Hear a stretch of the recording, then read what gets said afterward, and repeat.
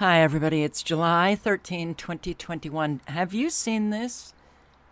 A woman was duct taped to her seat on an airplane after she threw a fit and tried to open the airplane door. Oh, whoa, man. Yeah, it's a sticky situation. You could have done a little better, New York Post, but, look, I know what a lot of people will say. Oh, this is, it's not true. They're just staging it. Doesn't matter. Something is very wrong with our society, to say the least. Where is that video? It's really sad. It's sad. Let's see if it's still there. Video currently unavailable. Well, it was only a few seconds, and I think she was just kind of muttering, you, through the duct tape. 2-hour flight from Dallas, Fort Worth to Charlotte, North Carolina. It had been delayed for at least 3 hours before it finally departed at midnight. But about an hour into the trip, chaos broke out. The flight attendants began turning on the lights at about 1:30 a.m. And we see all flight attendants running up and down the aisles, frantically kind of like whispering to each other. The plane's crew began locking bathrooms, grabbing bags from overhead bins, and wouldn't say what was happening. It was just kind of like chaos, and no one knows what's going on. Finally, the pilot spoke over the intercom, asking people to stay in their seats, and referenced a bad situation in the plane right now. Yeah, look, I've never been afraid of flying, but now I'm just afraid to get on the plane because there are so many crazy people on planes. All right, so then they started hearing more and more screaming. Just as the plane was about to land, a flight attendant who sat near them explained a woman with an apparent mental issue had an outburst and, had the urge to get off the plane in mid-flight. I need to get off this plane. You need to let me off this plane. I guess it took all 5 flight attendants to subdue her and literally take her down and then put her in her seat and duct tape her. What? And you really think that we don't live in a psychiatric institution that unfortunately has truly gone over to the dark side? So, it's not there. But also, did you know that Amazon got approval from the FCC to use a certain bandwidth to monitor your sleep? Okay, yeah. They're going to monitor sleeping.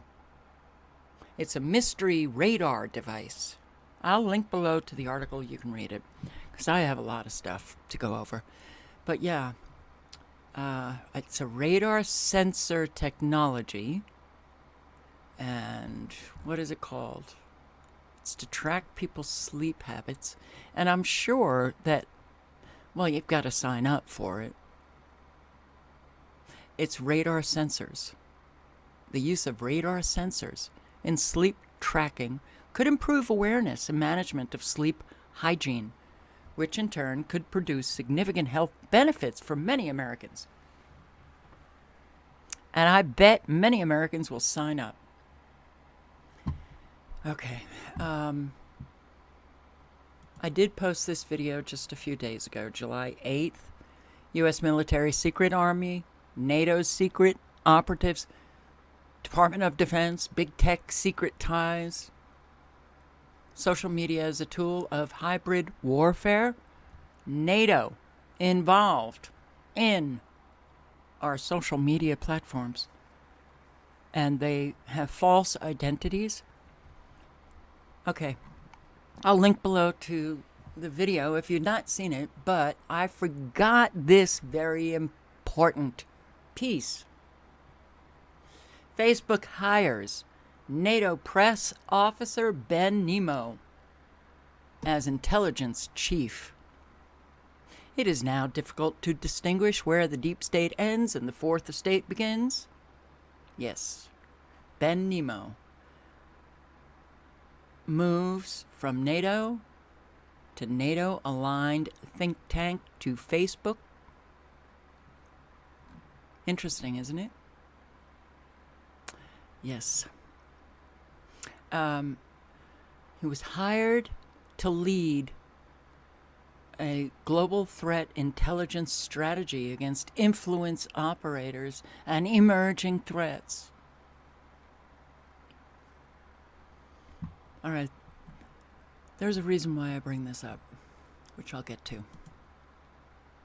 Facebook doesn't want to talk about fake users created by the Pentagon. Okay.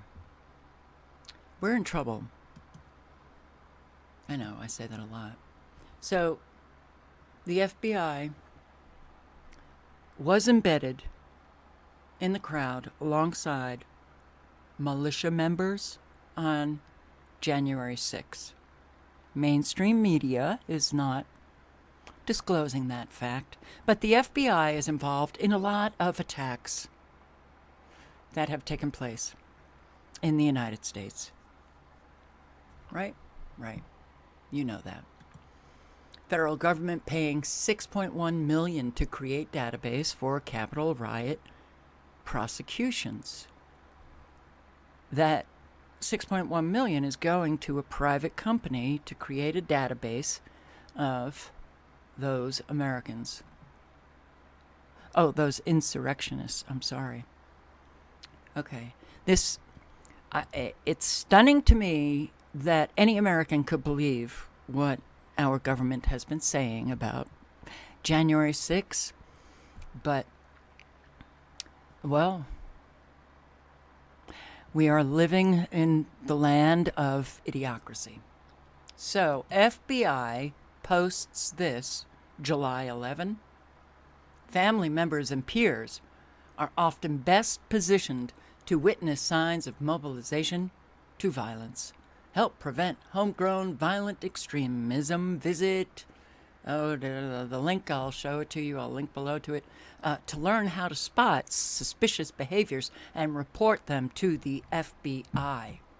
And it's interesting, considering, which I'm going to be getting into in some detail, the new domestic terrorism legislation that, well, apparently the heads of the Department of Homeland Security and other federal agencies are really excited about. Okay, so this is the link. Homegrown violent extremists, mobilization indicators. But this is 2019. I'm sure they have an update for those domestic terrorists. But this is for those Americans who have been radicalized by foreign terrorists. So you can check this out. You know, they go over Group A, Group B, Group C, risk factors. Group A indicators are highly diagnostic on their own. Report them, please. All right. And, you know, many of us have posted throughout the years, throughout Obama years, and Bush years, though I wasn't on during the Bush years, but after 9/11, we all became potential extremists in our government's eyes. We've had documents showing that the Department of Homeland Security, had something like, God, I mean, any American would look at the list of what the Department of Homeland Security claimed was a potential extremist, any American could look at it and say, well, oh, that could be me. You know, you have a Ron Paul bumper sticker, that's good enough. You have a pocket constitution, that's good enough. All right. So, I just want to read this. This is from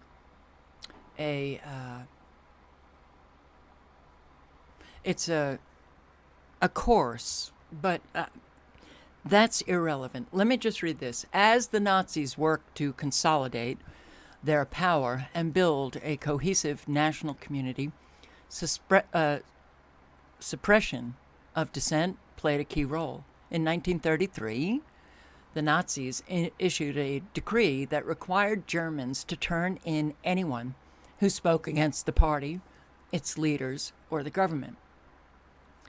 That decree for the defense against malicious attacks against the government stated, whoever purposefully makes or circulates a statement of a factual nature which is untrue or grossly exaggerated or which may seriously harm the welfare of the Reich or of a state or the reputation of the national government or of a state government or of parties or organizations supporting these governments is to be punished, provided that no more severe punishment is decreed in other regulations, with imprisonment of up to 2 years, and if he makes or spreads the statement publicly, with imprisonment of not less than 3 months. If serious damage to the Reich or state, all my highlighting came off. If serious damage to the Reich or a state has resulted from this deed, penal servitude may be imposed. Whoever commits an act through negligence, punished with imprisonment of up to 3 months or by a fine. Okay, so Alphonse Heck, then a member of the Hitler Youth, recalled the effects of the law. In 1938, he was living with his grandparents when his father came to visit. And he wrote this: I think it was the last time my father railed against the regime in front of me. He wasn't much of a drinker, but when he had a few too many, he had a tendency to shout down everyone else, not a small feat among the men of my family. You mark my words, Mother, he yelled. That goddamn Austrian house painter is going to kill us all before he's through conquering the world. And then his baleful eye fell on me. They are going to bury you in this goddamn monkey suit, this Hitler Youth uniform, my boy. His mother, or grandmother, had said to him, why don't you leave him alone, you stupid fool? You want to end up in the KZ? Concentration camp. So he laughed bitterly and said, so it has come that far already, your own son turning you in? My grandmother told me to leave the kitchen, but the last thing I heard was my father's sarcastic voice. Are you people all blind? This thing with the Jews is just the beginning. Okay. Our legislation that has been passed in the past, and the domestic terrorism law, or legislation that has been passed, is very similar to this. This is misinformation or disinformation. Whoever purposely makes or circulates a statement of a factual nature which is untrue or grossly exaggerated or might cause harm to the welfare of the state, which also includes the people, well, what are they doing with that virus? Okay. They didn't have the misinformation terminology then, but that's the same thing. So, who is a terrorist in Biden's America? Whitney Webb, Unlimited Hangout is the site where she posts. And yes, she is an investigative journalist, unlike our mainstream media. So I want to read some of this. I know that I've posted on that domestic terrorism. I don't even think it was legislation. I can't even remember. But we now have a war on domestic terrorism. And who are the terrorists? All of us. Far from being a war against white supremacy, the Biden administration's new domestic terrorist strategy clearly targets primarily those who oppose U.S. government overreach, those who oppose capitalism and or globalization. It's just a matter of time. And look, people have been picked up for their social media posts, which I'm going to show you in a bit, but it's just a matter of time before that tide really does turn against us. And it's unfortunate that most Americans have no clue. They don't even want to know.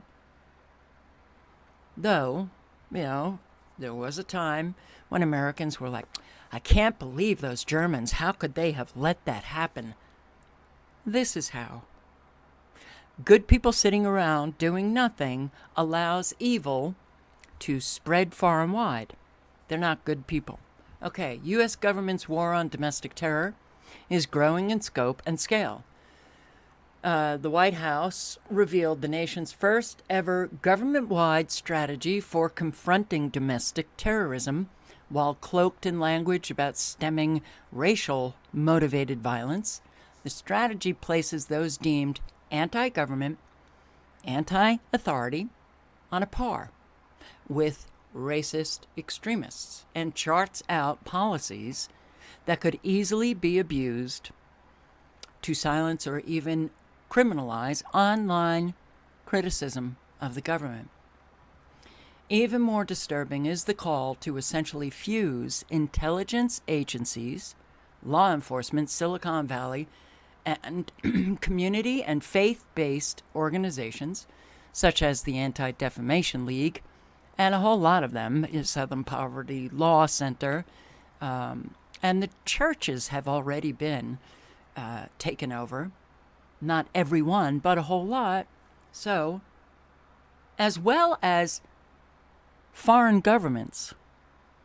They're enlisting foreign governments to fight domestic terror here in the United States. That's interesting, isn't it? It's the Five Eyes. As partners in this war, which the strategy makes clear, will rely heavily on pre-crime orientation focused largely on what is said on social media and encrypted platforms. Though the strategy claims that the government will shield free speech and civil liberties in implementing this policy, no. Its contents reveal that it is poised to gut both. Framed publicly as chiefly targeting right-wing white supremacists, the Trump supporters. Instead, really, it is pursuing domestic terrorists that have a neutral ideology, threat-driven, though. Quote, makes no distinction based on political view, left, right, or center, unquote. That's from the policy, the rule. Is it an executive? I don't think it was legislation.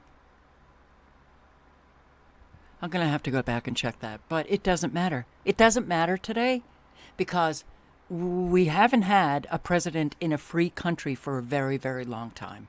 These executive orders got so out of control that presidents usurp congressional, constitutional authority. And Congress, unbelievably, allowed, well, we saw it. It was very plain and clear with Obama, that constitutional lecturer. He wasn't a professor. Anyway, so it doesn't really matter what it was that was passed or signed in the Oval Office. They're going ahead with it. The key goal of this strategic framework is to ensure, quote, that there is simply no governmental tolerance of violence as an acceptable mode of seeking political or social change, regardless of political affiliation. Well, that would mean that Black Lives Matter would be pulled in. Oh, that's right. That's part of the leftist agenda. The right guys who were at the Capitol are sitting in solitary confinement 23 hours a day. The main cheerleaders for the war on domestic terror exist mainly in establishment left circles. Such individuals should rethink their support, considering that, let's say another Trump comes in, Black Lives Matter would be subject to this policy. Okay. Both parties are working together. Once the new infrastructure is in place, it will remain there and will be open to the same abuses perpetrated by both political parties. It's never been easier to be a terrorist. True. The Biden administration cites racially or ethnically motivated violent extremists as a key reason for the new policy and a main justification for the war on domestic terror in general. But understand this. When they keep using that word violent, Americans, regardless, they wouldn't even, well, a violent person should be picked up. This is pre-crime. This is pre-violence. Gotcha. How'd you get me? Your social media posts. Okay. As a key reason for the new policy and a main justification for the war on domestic terror in general, citing racial or ethnically motivated violent extremists, but it also puts anti-government or anti-authority extremists in the same category as those violent white supremacists. I could be in that category. A whole lot of you could be in that category. This is very dangerous. This is very 1930s Germany. Those who violently oppose all forms of capitalism or corporate globalization. It could easily include as terrorists those who oppose the World Economic Forum's vision for global stakeholder capitalism. You got the global, you got the capitalism, put them together. Oh, my many posts on the World Economic Forum's Great Reset.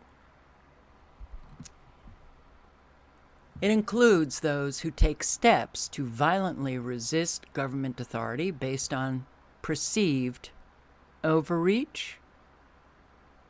Well, we have so much overreach that we can't even see because the overreaching arms are literally blinding us at this point. Perceived? Whatever the government decides is perception, your perception, that's the way it's going. Whatever the government defines as whatever, that's the way it's going. The government could purposefully or otherwise implement a policy that is obvious overreach or blatantly unconstitutional. Then those who resist it claim that they're domestic terrorists. and deal with them as such. Any other individual or group who engages in violence or incites imminent violence in opposition to legislative, regulatory, or other actions taken by the government, that was, quote, they're potential terrorists. Thus, if the government implements a policy that a large swath of the population finds aberrant, such as launching a new unpopular war, and you get out on the street with an awful lot of others, you're a domestic terrorist. The situation is ripe for manipulation and abuse. The federal government, including the Biden administration and subsequent administrations, would not abuse such power. Well, you're very ignorant of what our U.S. government has done in the past, and naive. Another passage in this section of the strategy states that domestic terrorists can, in some instances, connect and intersect with conspiracy theories and other forms of disinformation and misinformation. It adds that the proliferation of such dangerous information on internet-based communications platforms, such as social media, file upload sites, and end-to-end encrypted platforms, all of these elements can combine and amplify threats to public safety. That was all a quote from domestic terrorists to public safety. Censorship of conspiracy theories, and, well, it's getting more and more intense. So the pillars of tyranny, it will involve a variety of public and private partnerships in order to build a community to address domestic terrorism. Private companies, public local governments. This is not contained to the federal government, but state, local, tribal, territorial governments, as well as foreign allies and partners, civil society, the technology sector, academic, and more. Mention of foreign allies, mention of foreign allies and partners is important, as it suggests a multinational approach to what is supposedly a U.S. domestic issue, and is yet another step toward a transnational security state apparatus. A similar multinational approach was used to devastating effect during the CIA-developed Operation Condor, South America. It was used to target and disappear domestic dissidents in the 70s and 80s. The foreign allies mentioned, Five Eyes: UK, Australia, Canada, New Zealand, and Israel, all of which already have well-established information sharing agreements with the U.S. The four main pillars. The first pillar involves the mass accumulation of data through new information sharing partnerships and the deepening of existing ones. Much of this information sharing will involve increased data mining and analysis of statements made openly on the internet, particularly on social media, something already done by U.S. intelligence contractors such as Palantir. They're already collecting all of that. Increased engagement with financial institutions concerning the financing of domestic terrorists. The Bank of America. Already, that January 6th insurrection, Bank of America had already gone quite far, leading to accusations that it has begun acting like an intelligence agency. They passed to the government the private banking information of over 200 people that the bank deemed as pointing to involvement in the events. The bank deemed? Wow. So, such behavior by banks will become the norm, and rather than the outlier, they're already They're already collecting all of that information. Second pillar, preventing the online recruitment of domestic terrorists and online content that leads to the mobilization of violence. Reducing both supply and demand of recruitment materials by limiting widespread availability online and bolstering resilience to it by those who nonetheless encounter it. And goes on to claim, oh, my throat is so dry, goes on to claim that trampling on civil liberties will be avoided because of the government is consulting extensively with unspecified stakeholders nationwide. Do you not have any privacy rights? No, you don't. Recruitment activities are increasingly happening on internet-based communications platforms, including social media, online game platforms, file uploads, and end-to-end encrypted platforms, even as those products and services frequently offer other important benefits. Doesn't matter. Overwhelmingly private sector online platforms will be coming down. Given the wider definition of domestic terrorists that now includes those who oppose capitalism and corporate globalization. Now, capitalism, that's BLM and Antifa. And they're violent. Okay, well, not all of those who show up. I'm not saying all of them. But let's just say a whole lot of violence has been manifested in those protests. Anyway,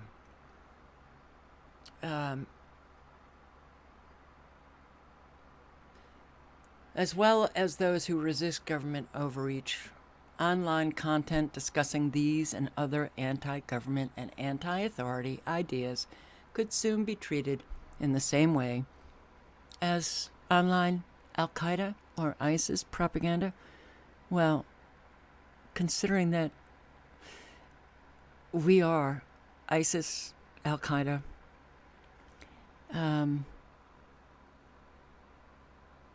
Syrian girl, if you know her, on YouTube, posted, Biden is arming Al-Qaeda once again. All right.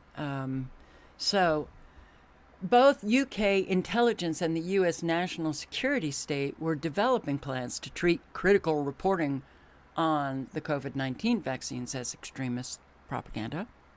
And you have seen what happened with that. Well, it's going to happen with everything. Everything the government doesn't like. Think China. The need to increase digital literacy among the American public while censoring harmful content disseminated by terrorists as well as by hostile foreign powers seeking to undermine American democracy. What do you think that Facebook begins issuing disturbing warnings about extremism to users? Carl, you may have been exposed to harmful extremist content recently. Violent groups try to manipulate your anger and disappointment. You can take action now to protect yourself and others. They're teaching the American public what extremist content is. Hell, you post my videos and, eventually that will come up. You post videos of, anybody who is speaking the truth, it will come up. We're in very dangerous territory. So digital literacy education for a domestic audience is being developed by the Department of Homeland Security, sent over to social media platforms, and such a policy would have previously violated U.S. law until the Obama administration repealed the Smith-Mundt Act, lifting the ban on the government directing propaganda. Okay, you can read the other pillars. The third pillar, increase the number of federal prosecutors. That's right. A whole army of operatives will be out there protecting Americans from domestic terrorists. Strategy in that paper, in the policy, calls to empower state and local law enforcement to tackle domestic terrorism, including with increased access to intelligence on citizens deemed dangerous or subversive for any number of reasons. But it also talks about how it... All right, I jumped down to the end, but I'm going to jump up in a second.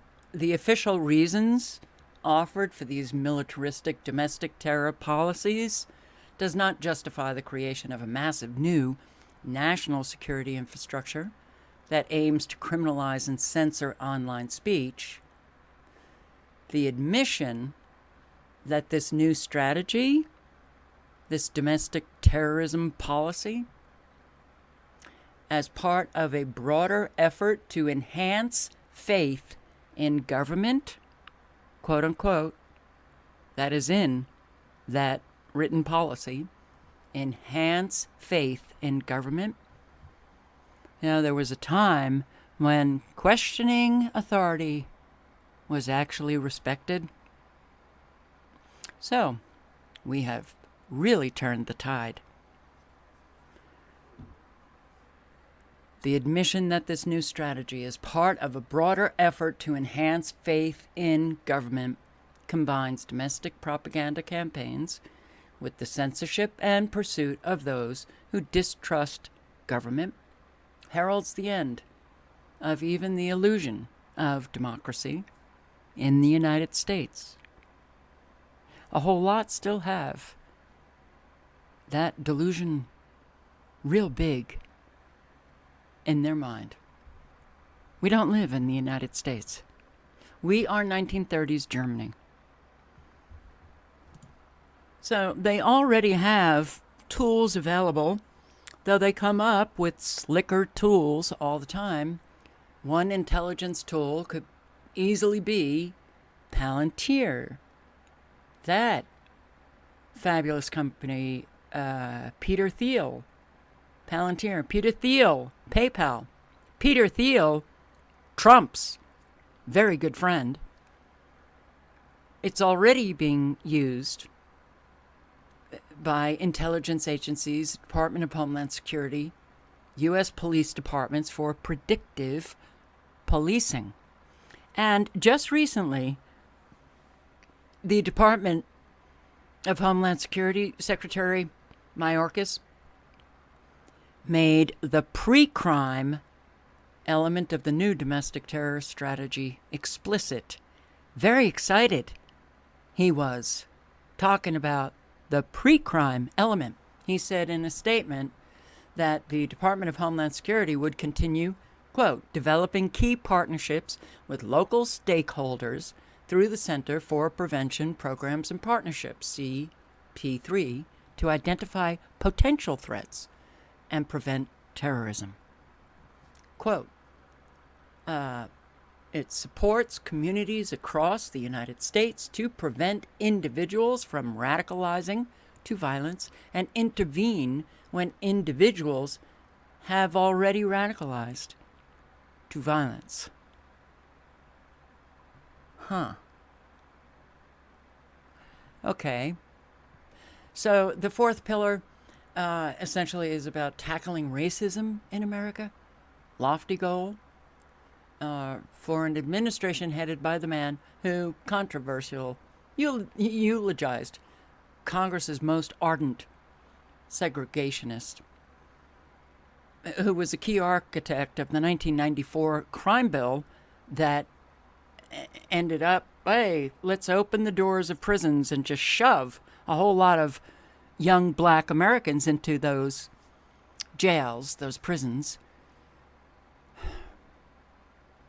So, as well, it provides for, quote, early intervention. How early? Oh, yes, they are collecting all of the data on all of the students, K through 12, and they will intervene if they find something is not quite right. They'll intervene. They'll re-educate.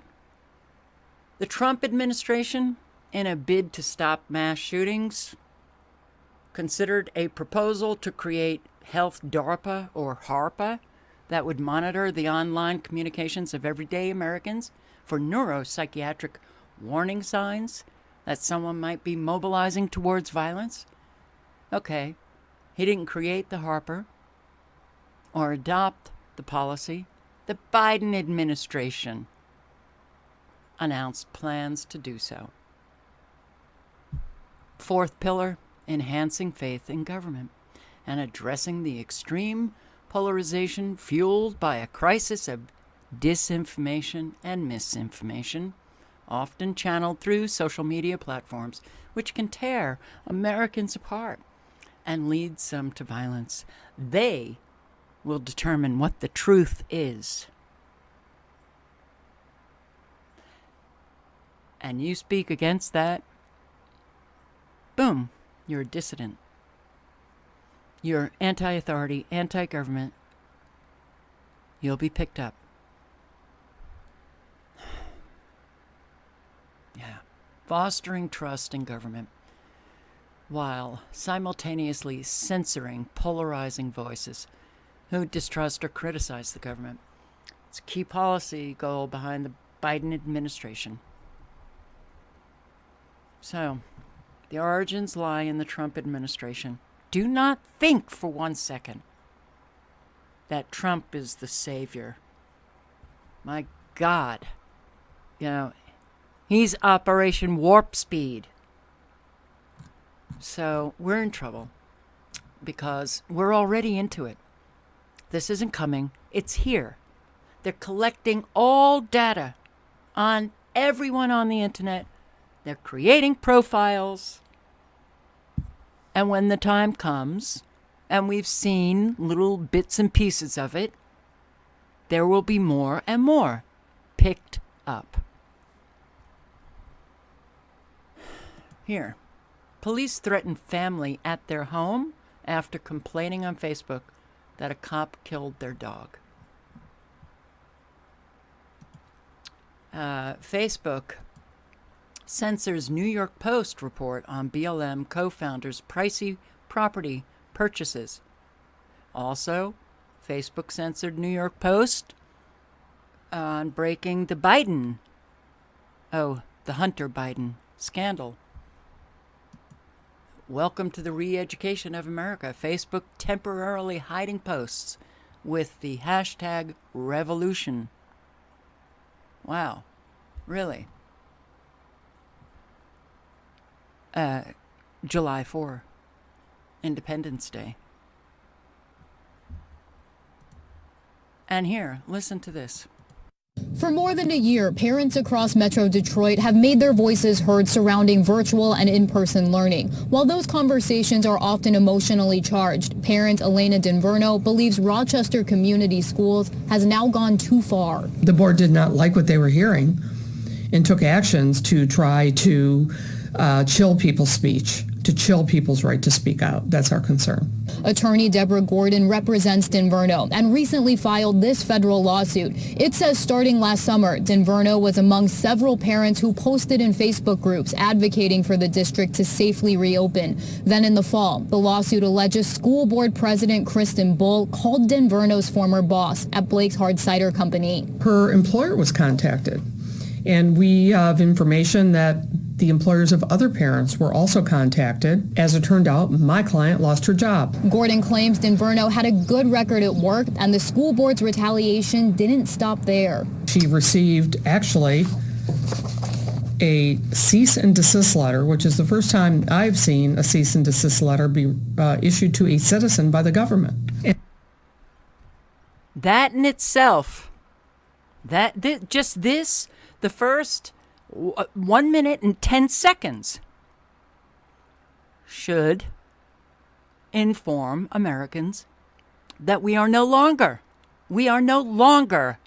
Americans living in that free country like we used to. Don't leave the comments like, oh, we never had freedom. No. We had far more freedom, and we didn't have our government that was coming after us the way we do now. So, school board, government. Think government. It's government.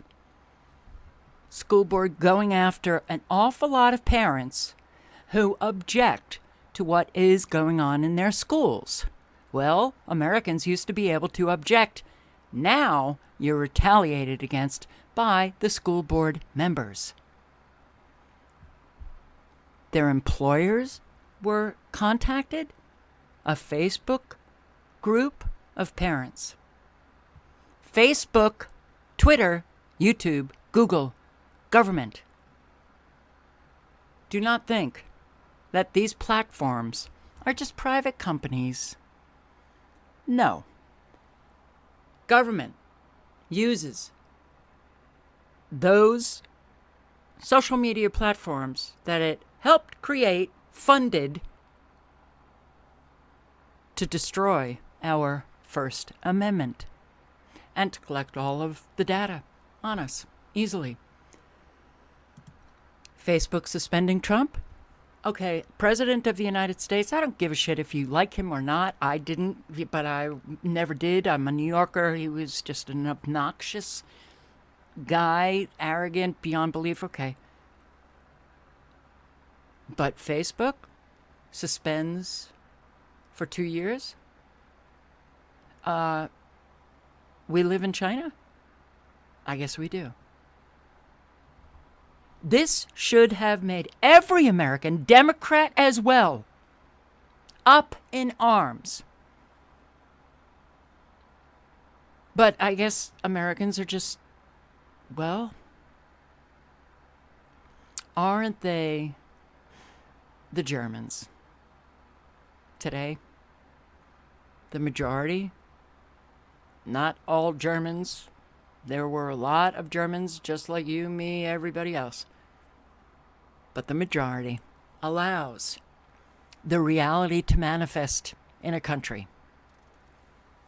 So, stop calling all of those Americans who are sitting around doing nothing and refusing to do any kind of research to find out what is happening, and just, calling you a conspiracy theorist when you tell them the truth about what's happening. Call them German. They're not American. And I don't mean to insult Germans today, or even then. But it is the American people who are allowing this to happen. Facebook Supreme Court has upheld Trump's ban. That's right. Facebook has their own court. Facebook bans all stop the steal content. Wow. So Facebook gets to literally ban the right, the Republicans, whole groups. Do you not see what's happening, Democrats? Because your free speech is also affected. But I guess you don't care, because you're just going to go along with all of the propaganda that the state media is dishing out to you. Facebook told my followers I was spreading misinformation about government surveillance. I wasn't. Yeah. There's so many So many. Gun owners, beware Facebook using photos to keep track of your weapons. You know, father locked in a cage after peaceful post criticizing judge he says is responsible for his son's death. You can't criticize government officials. They're telling you with these kinds of headlines. It's coming where no one will be criticizing any government official, a judge, anything. Locked in a cage means jail.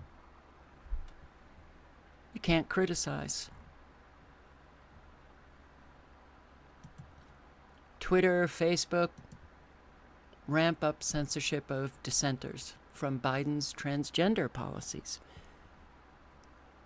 And Facebook has a trustworthiness score for you, but it's top secret.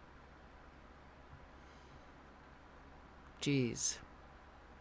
Sounds kind of like that social credit score in China. Oh, we all have a social credit score. And, well, I believe sooner rather than later, we're all going to feel it. And we won't be able to do anything the government doesn't want us to do without suffering consequences. That's the country we're living in now. That is the country we are living in now. We are no longer living in that country that, well, a whole lot of people remember, decades ago, and they still think they're living in it. You're not. It's a whole different ball game. It's a whole different apple pie. We're now living in a tyranny. I don't know about you. It really upsets me. The links are below.